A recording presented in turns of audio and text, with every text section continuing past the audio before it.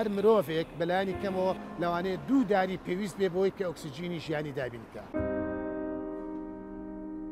لە دوای ڕاپەرینەکەەوە 10,000 نەمان بۆ گۆیژە، بەڵام لەو 10,000 دانەی لێ سەوزم هۆکاری چیە؟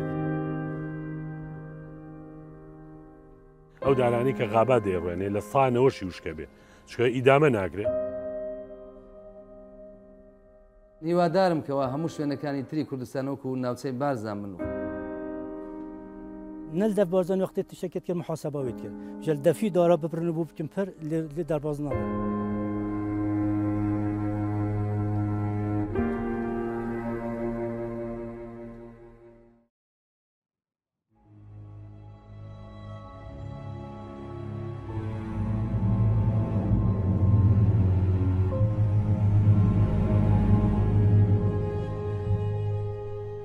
هەر مرۆڤێک بەلایانی کەمەوە لەوانەیە دوو داری پێویست بێ بۆی کە ئۆکسسیجینی ژیانی دابینکە. هەر ئۆتۆمبیلێک چەند داری بوێت ئەمە لێکدانەوە حساباتی ئەوێ. هەر ئۆتۆمبیلێک ینی چەند دارێکی وێ بۆی ئۆکسسیجینی سووتانی سوتەمەنیەکەی بەکار بێ. دوایەوە هەمان ئۆتۆمبیل چەند دارێکێوێت کە ئەو گازی دۆمۆکسیدی و کاربۆنی کە دەرێکە ئەو گازانی کە دەرێکە ئەم دارە محاولە بکات ینی باڵێن کواڵتەکەی چاکە بەشێکی کەم کاتەوە. زرمە و باروتی جەنگ، دووکەڵی بێمنەت و بێ چاودێری کارخانەکان، هاتنی بە لێشاوی ئۆتۆمبیلەکان، تێکچوونی شیرازەی وەرزەکان و خۆڵبارین، زۆربوونی ژمارەی دانیشتوان، سەرهەڵگرتن و پشتکردنە گوندنشینی، بوونەتە دێوەزمەیەک و تا دێ لە نیشتیمانە سەوزەکەی ڕۆژهەڵاتی ناوەڕاست نزیکتر دەبنەوە. ئەم ناوچەیە تەواوی بریتی بۆ لە دار. ئەمە کولی ساڵێک ژمارەیەکی لێ وشک بووە وەکو بەڵگەشت بوو. ئەمە لە ساڵی 2023 نزیکەی زیاتر لە 2,000 دار ئەلم دارستانە کەوت. بە درێژایی مێژووی ئەم دارستانە تەنها یەک جار هەنگاونراوە بۆ دووبارە چاندنەوە بۆ ئەو پرۆسەی کە ناوی ڕیپلانتینە. لە کاتێکە ئێمە با بڵێن یاسای پاراستنی ئەم سامانە سروشتێمان هەیە کە دارستانە و لێپێچینەوە ئەکرێت لەگەڵ هەر هاوڵاتیەک کە ینی لا ئەوبالی و ینی خەمخۆری کابەوەی کە بە غەرامەی 500,000 یا 3 مانگ سجن بەس بەداخەوە ئەبینم ئەگەر ئەو کارە لە ئەو یاسایە یا ئەو سزایە لە بواری جێبەجێکردن بۆیە هەڵبەت ئەم چارە نووسەی نەئەبوو دارستانەکانمان.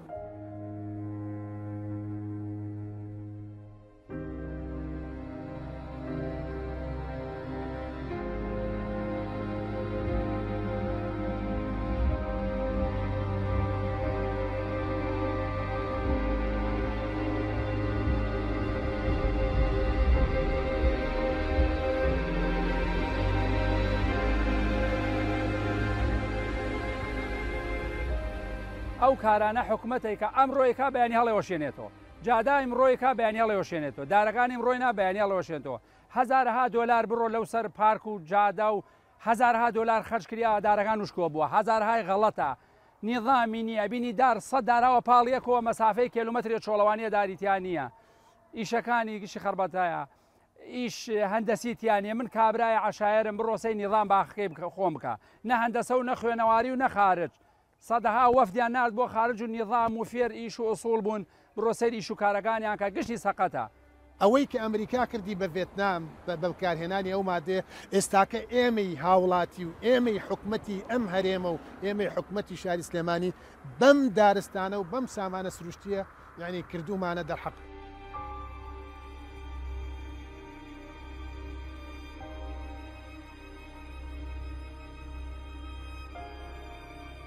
ڕاستە لە کاتی هەڵمەتەکانە زۆر جار ڕێکخراوێک فەرمانگەی کات و هەڵمەتێکی کردووە و دوای ڕەنگە خزمەتی نەکردوێ. بەڵام ئێمە تقریبان ئەوە 5 ساڵیشە بێ 6 ساڵیشە بێ هیچ جۆرە هەڵمەتێکمان نەکردووە ئەگەر بەهات و بە بەرنامەمان بۆ داناوە. بۆ نمونە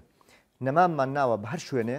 وتومانە کاتێک نەماممان ناوە بۆ شوێنە کە ئەبێ لایەنێک هەبێ بەرپرس بێت لە خزمەتکردن و لە پاراستن و لە ئاودانی بە پێی قسەی زانەکانی دارستان. ئەمڕۆ ئەڵێ چاکترین خزمەت بە ژینگە و دارستان پاراستنی ئەوەیە کە هەیە. یعنی پێش ئەوەی ئێمە هەوڵ بین ڕوبەری سەوزایی زیاد بکەین ئەبێ ئەوەی کە هەیە بیپارێزین. چونکی ئەوەی بۆ خۆی بووە بە بەشێک پێڵەن دارستانی خۆڕسک لەگەڵ ئاو و هەوای ئەم وڵاتە گونجاوە.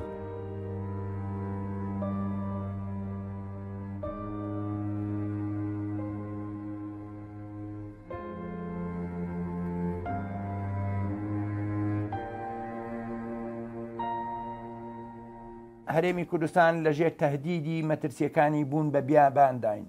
ئەو تەشگیرەی کە دەکرێت من بەرنامەی تایبەتم لەگەڵ ساز کرد لەگەڵ بەڕێزانی زانکۆی سلێمانی تەشگیرکردن دروستکردنی پشتێنەیەکی سەوز بە دەوری هەرێمی کوردستانە مەترسیەکانی بوون بە بیابان کەم دەکاتەوە وەکو کەمیشی کردوێتەوە ئەگەر هاوڵاتیان سەرنج بدەن ڕێژەی خۆڵبارینەکە لە چاو ساڵانی ڕابردوودا زۆر کەمی کردو ئەمەیەک. دووهەمینیش ئێمە وەکو کەشناسێک کە پەیوەستین بە ژینگەوە لە ڕووی بەرزبوونەوەی ڕادەی شێ سەرنج بە شاری سلێمانی من بە ئامار و داتا دام بەزاندووە کە ڕادەی شێمان زیادی کردو هۆکاری چییە؟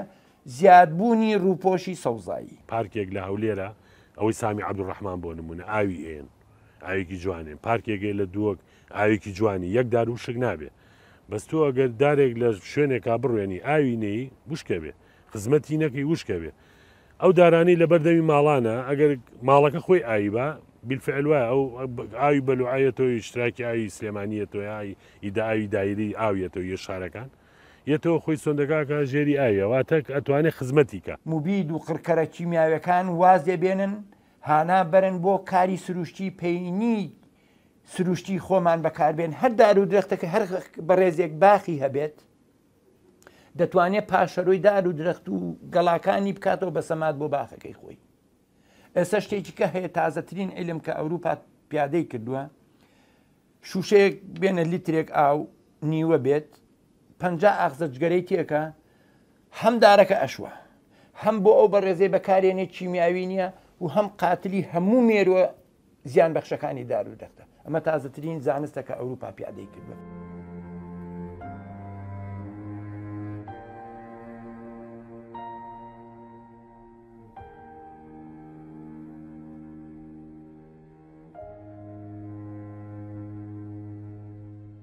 لە ڕۆژێکی تەمومژاوی و سارددا پارێزگاری سلێمانی بە هاوکاری بیانیەکان بەشێک لە فەرمانبەران و خوێندکارانی شارەکەی هێنابوو تاوەکو گۆیژە بە سنەوبەر پۆشتە بکەنەوە. بەڵام هەر لەوێ نەمامڕوێنی ناومێدیش زۆر بوون. ناومێد لەوەی لە ڕۆژان و ساڵانی داهاتوودا سنەوبەرەکان گەورە دەبن بەڵام بەهۆی تینوێتیەوە دوجار دەخنچێن و کەس ئاویان نادات. شارەوانی سلێمانی و هاوکاری لەگەڵ UNDP ئەم بناری شاخە دەکات شارەوانی بەردەوامە سەرڕای هەموو قەیرانە دارایەکان و قەیرانی جۆراوجۆر لە پارێزگا و لە هەرێمی کوردستان لە سەوزکردن سلێمانی شارنازیە کابەوەی کە ئێستا مەساحەی سەوزکردنی لە ڕێژەی ستاندەردی جیهانیان تێپەڕ کردووە کە لە سای 11ە بە تاوابوونی هەواری شارژە ڕێژەیە لە سەر و سیانزە ئەبێت. سپاسیانەکەم بەڕاستی من بۆم دەرکەوت سلێمانی چەند زیندووە سەرڕای هەموو قەیرانێک بەردەوامە بێ لە جوانکردن لە سەوزکردن لە چاندنی دار لە نەمام لە هێنانی نەمام لە چاندنی نەمام لە جوانکاری ناو سلەیمانی ئەو دارانە کاڕۆین بە گرنگتیمان بنێ و دارانە نابێ وشک بێ بێ ئاو بیرێ. ئێمە ئێستا بەرنمەیەکمانەیە لەگە شارەوانیە بە سپاس و شارانی سلێمانی ئەو 3000 دۆنمامی سەوزکەین بە چەند ستیپێ 6 تیپە ئەم 6 تیپە بێ دارەکان کاڕێنرێ چۆن ئاو بیرێ بێت تەنکی بۆ دابرێ تەنکەری بۆ بچێ ئەو تەنکیانە بە گرافیتی ئاو بێتە خوارەوە بۆ جۆگەلەی دارەکان واتە هەموو دارێ هەموو دارێک ئەم جارە ژێڵێمەوە لە کوردستانە بڕێنرێ بێ ئاو بیرێ دراسی شاخی گۆیژەمان کردو هەندێک دارێتیان ناڕێ ناتوانین بیڕێنی چکە ئەو گۆیژە بۆ نمونەیە کە باسێکم لە کوردستانە گۆیژە طبقەیەکە گڵێکی کەمی تایانی گڵێکی 10 سانتین بۆ 20 سانتین دوایەوەی ترەمیەوە طبقاتی ماڕڵ و لای مستۆن و بەرد و ئەمانەیە ئەبێ ئەو سنەوبەرێتەوە وای لێ بکەی خزمەتی بکە ئەو ڕێگە خۆی بڕوا بگەڕێ بە دوای مەسەری ئاوە مەزدەری ئاوی دە و شاخیانێ بێر ئاوی 2012 23,000 وڵاتیا تۆ دارمان ناوەتێ لە بەردەگای خۆیان ڕوانێتی واتە ئێمە توانیمانە لەگەڵ هاوڵاتیە بێەوەی کەمێ 1,200,000 دارمان لە سلێمانیە لەم 7 ساڵەیە ڕوانوە تەسەورەکەمانیش 1,200,000 داریان لە بەردەگای ماڵی خۆیان ڕوان ئێستا گەڕێک نییە داریتیانە بێت بۆ مێژووەڵم بۆ مێژوو شاری سلێمانی ئەو کاتە پارێزگاری سلێمانی عەلی عەبدوڵڵا بوو خوا عەفیکە یعنی هەزار ڕەحمەت لە گۆڕی چکە بەڕاستی دەورێکی زۆر باشێوە لە سەوزایی سلێمانیە من باوکم ئەو کاتە لە نیقابەی سلێمانی بوو ئەوەی من ئاگادارم ئەو کاتە من مناڵم هەڵەسان داریان هێنا لە دایری زەراعیان بر لە گۆیژەیان ڕوان ئەو دارانی کە بینی لە گۆیژەیە ئەوەی ساڵەکانی هەفتایە واتە لەگەر فەرمانگەکان کرێکاری سلێمانی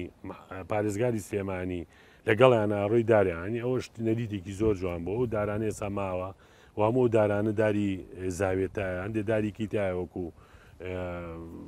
چقالە و ئەم شتانەشی تایە ئەو نەمامانەی کە دێژ گرنگ ناشتنەکەی نییە گرنگ سیانەکردن و ئیدامەکردنیەتی لە دوای ڕاپەرینەکەەوە 10,000 نەمان بۆ گۆیژە بەڵام لەو 10,000 دانەی لێ سەوزم هۆکاری چییە ئەبێت توربەکەی دەستنیشانکەی مەناخەکەی ئەلیڤیشن لەگەڵ داروی خستایمەڵێن مەناخی دەریای ناوەڕاست بە معنای مەناخی بیلادی شام و عێراق و کوردستانیش بەشێکین لە مەناخی دەریای ناوەڕاست ئەبۆن منە سنۆبەریات لە هەموو ناوچەکانی ئێمە نەجاحەتێکی باش دێنێ چکە ئەلیڤیشنمان لەگەڵ ئەو منتیقانە پێویستە حکومەتی هەرێم ئەو بەڕێزانەی کە کارەکەن لە کشت و کاڵە پۆلینی ناوچەکان بکەن دەشتی شارە زوور بۆچی باشە ئایا دەتوانین چای لێ بکەین مۆزی لێ بکەین نەخێر ئەوانیش ئەو ناوچانەی چاو مۆز و خورمای لێ ناتوانن نەمامێکی گوێز بەرهەم بێنن ئەمە مەناخەکە پۆلینی کردووە ناوچەی بقولیات لەکوێ بکرێ باشە چەڵتوک و برنج لەکوێ بکرێ باشە دانەوێڵەکان لەکوێ بکرێ باشە میوەجات لەکوێ بکرێ باشە ئەمە هەمووی لێکۆڵینەوەی دەوێت پشتبەست بە کەشناسی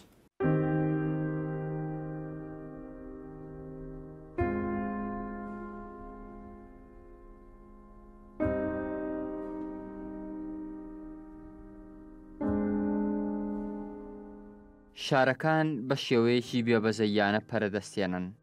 کۆشک و تەلار و ئاپارتمانەکان پڕن لە قسە و بەڵێنی خۆش بەڵام پرۆژە سیحریەکانیش ناتوانن وەڵامی کەسێک بدەنەوە کە بە دوای ژیان و هەوای خاوێن داوێڵ بووە ئەو توخمە خۆراکیانەی کە لەسەر ئەم هەسارەیە بوونی هەیە و سوور ئەخوات لە بینی یا لە نێوان بەرجی ئاو بەرجی هەوا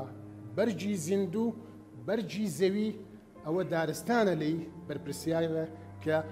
سوور بەو توخمانە بخوا و لە بینی ئەو بەرگانە خوڵ بخوات.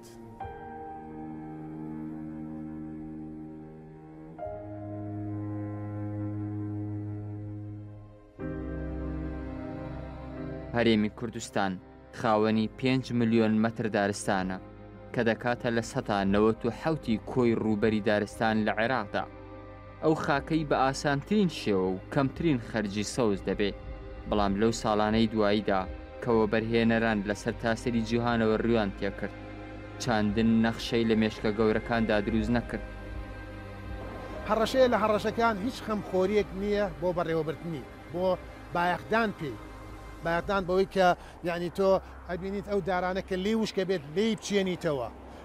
کاتێک کە تووشی نەخۆشی ئەبێ مەسەلە کۆ هەندێ نەخۆشی هەیە کە لەم دارستانەی ینی ئەم ناوچەی یاوە لەوانە نەخۆشیەکەیە پێوترێت ڕەشبوونی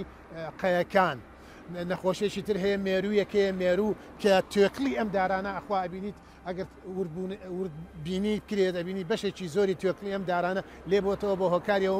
ئەو مێرووە هەروەها زەردەواڵە هەڵبەتە ئەم نەخۆشیانە کاتێک کە ڕوو لەم دارستانە ئەکا هۆکارەکەی گەڕێتەوە بۆی کە ئەمە گەشەی سروشتی نییە گەشەی سروشتی نییە یعنی خۆراکی نییە دوایەوە ئاوی لە بەدرێژایی وەرزی هاوین ئاوی لێکەم ئەبێتەوە لێ ئەبڕێت چونکە ئەو بیرانەی کە لەم ناوچانە کراوە لە تەواوی ئەم ناوچات ئاوی ژێرزەوی دا ئەبەزێنێت و ئەم ڕووەکە سروشتیانەش کاتێک کە ئاو وەرەگن لەو شەیەی کە لە ناو خاکەکە بە درێژایی وەرزی هاوین بوونی ئەبێت بەڵام بەداخەوە بە هۆکاری ئەو ژمارە زۆری بیرانەی کە لەم ناوە لێراوە ئاوی ژێرزەوی دابەزیوە ئەم ڕووەکە لە وەرزی هاوین بێ ئاو ئەبێت بەرزبوونەوەی پلەی گەرما لەو ناوچەیە زۆر جۆردار هەبوو بەرگێ و پلەی گەرمایی نەگرت دوای کۆکردنەوەی زانیاری و داتاکان ئێمە جارێکی تر ناچین ئەو جۆرە دارانە لەو ناوچانە بگونجێنین بەڵام داری کالیپتۆس کە لای خۆمان زۆر جاریش پێڵێن قەڵەمتۆس بەس خۆی ناوعیلمیەکە یوکالیپتۆسە یەکێکە لەو دارانەی کە زۆر بەرگەی پلەی گەرمیەگرێ و زۆر سەرکەوتوش بووە بەڵام بەداخەوە کە لە شوێنێکەوە چێ بۆ شوێنێکی تر و بازرگانی پێوەکە ئەمانە ئەچن مەسەدارەکان ئەبڕن کە ئەو دارا بڕێ ئەوە زەرێکی زۆر ئەیات جارێکی تر ئەوە قەرەبوو ناکرێتەوە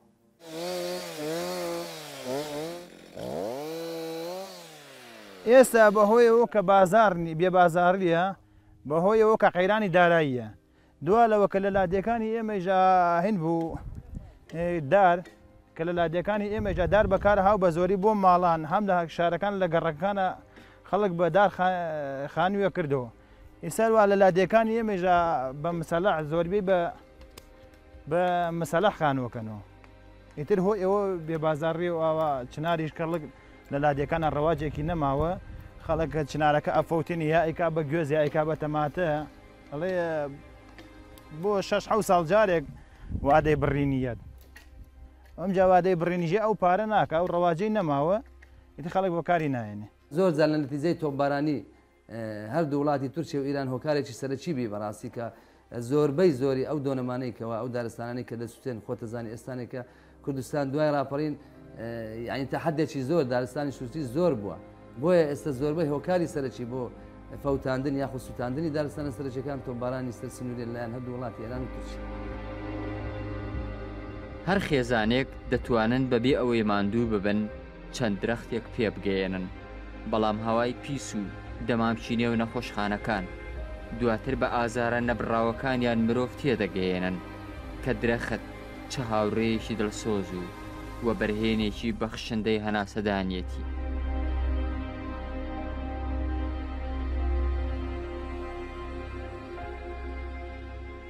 زۆر جار ئێمە لە ساڵانی ڕابردوو ساڵانە ژمارێکی زۆر نەمامە ناو بە قوتابخانەکە